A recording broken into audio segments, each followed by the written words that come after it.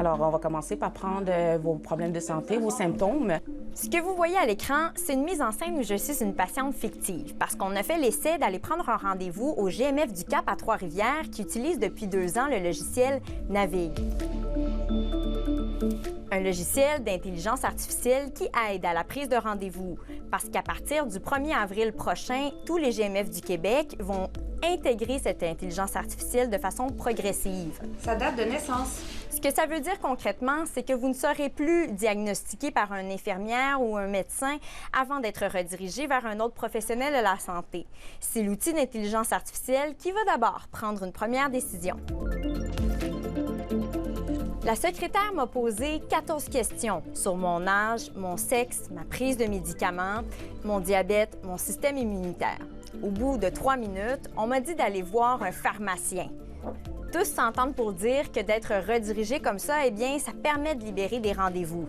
J'en ai justement discuté avec le fondateur de Vitre & Ail, la compagnie québécoise qui est propriétaire de Navigue.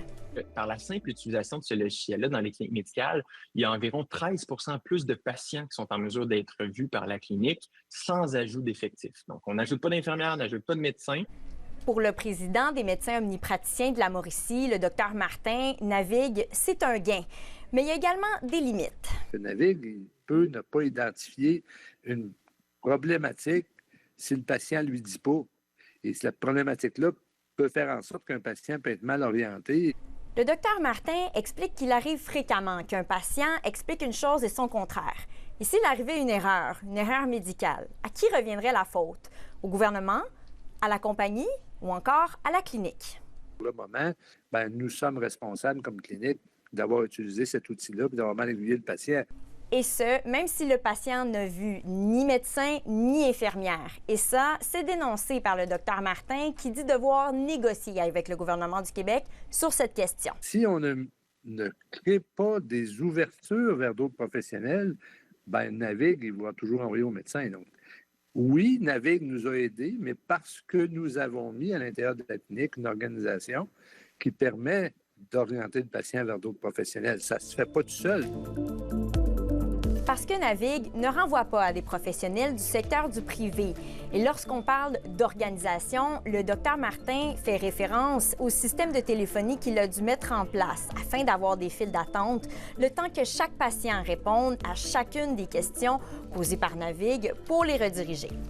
L'installation du réseau de téléphonie a coûté 12 000 et le coût d'utilisation annuel, 11 000 Ça, c'est le GMF qui défraie les coûts.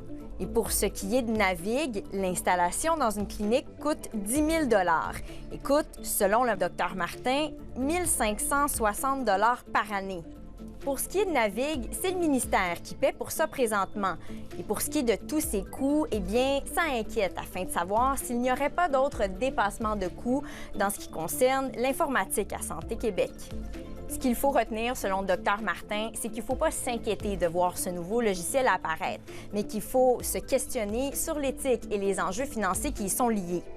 Parce qu'au final, au Québec, il nous manque 1 500 médecins. Et tant que cette pénurie-là ne sera pas réglée, selon le Dr Martin, le retour à l'équilibre réel entre les besoins et les services reste difficilement atteignable.